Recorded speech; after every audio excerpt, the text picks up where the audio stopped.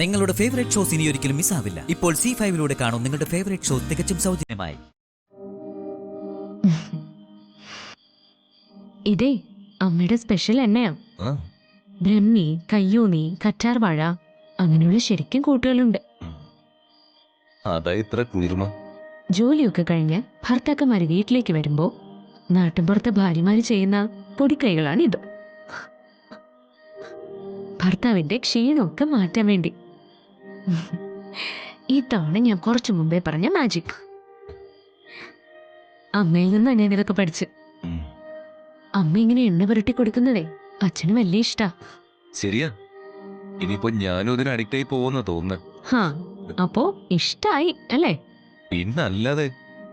ശ്യാമ ഇങ്ങനെ വീണ വീട്ടുന്ന പോലെ തലയിൽ പേരൽ ഓടിക്കുന്നതാ എനിക്ക് കൂടുതൽ ഇഷ്ടായേ.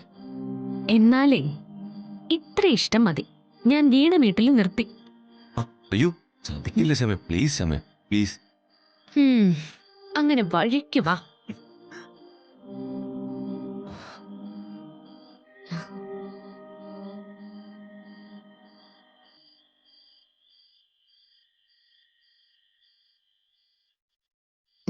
ഞാനൊരു കാര്യം പറഞ്ഞ ദേഷ്യപ്പെടുവോ?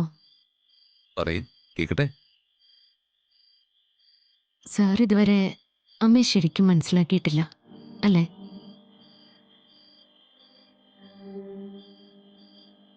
പച്ചക്കറി കടയിൽ നടന്നതെല്ലാം ഞാനിപ്പോ മറന്നു തുടങ്ങിയതാ. ശ്യാമ എന്നെ വീണ്ടും അത് ഓർമ്മിപ്പിച്ചു. അമ്മ തന്ന രൂപ ഭിക്ഷക്കാരന് കൊടുത്തത് എന്തായാലും ശരിയായില്ല.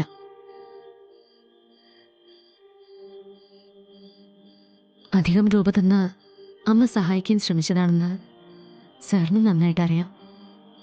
അപ്പൊ അങ്ങനെ ചെയ്യാമോ? ഒരിക്കലും പാടില്ലായിരുന്നു. എനിക്കറിയാം, എന്നെ ഓർത്ത് അമ്മയ്ക്ക് ഉറക്കം ഉണ്ടാവില്ല, ഒരു നിമിഷം സ്വസ്ഥത ഉണ്ടാവില്ല. ഞാനൊപ്പം ഇല്ലാതെ അവിടെ ഓരോ നിമിഷവും ഒരുക്കി ഒരുക്കി കഴിയാമ്മ.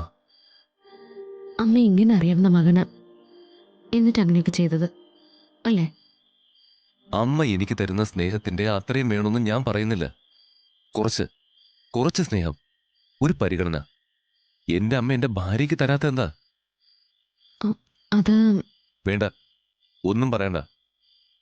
ഈ മകന്റെ സന്തോഷവും സമാധാനമാണ് അമ്മ ആഗ്രഹിക്കുന്നെങ്കിൽ എന്റെ അമ്മ ശ്യാമയെ തിരിച്ചു വിളിക്കണം, മകളെപ്പോലെ സ്നേഹിച്ചു തുടങ്ങണം. എല്ലാം ശരിയാവും. ഞാൻ തെറ്റുകാരിയല്ലെന്നൊരിക്കലും മനസ്സിലാക്കും. വീണ്ടും ആത്മാർത്ഥമായിട്ട് അമ്മ എന്നെ സ്നേഹിക്കാൻ തുടങ്ങും. ഓക്കെ, സമ്മതിച്ചു. എന്നാൽ അന്ന് ആ അമ്മയോടൊപ്പം ഈ മകനും ആ വീട്ടിലുണ്ടാവും. സാർ, ഞാൻ പറയുന്നത് എന്താന്ന്... മതി, പിന്നെ സംസാരിക്കാം. എന്നെ വീണതേ കണ്ണ് എരിച്ചിട്ട് തുടങ്ങി. വിളിച്ചേക്കാം.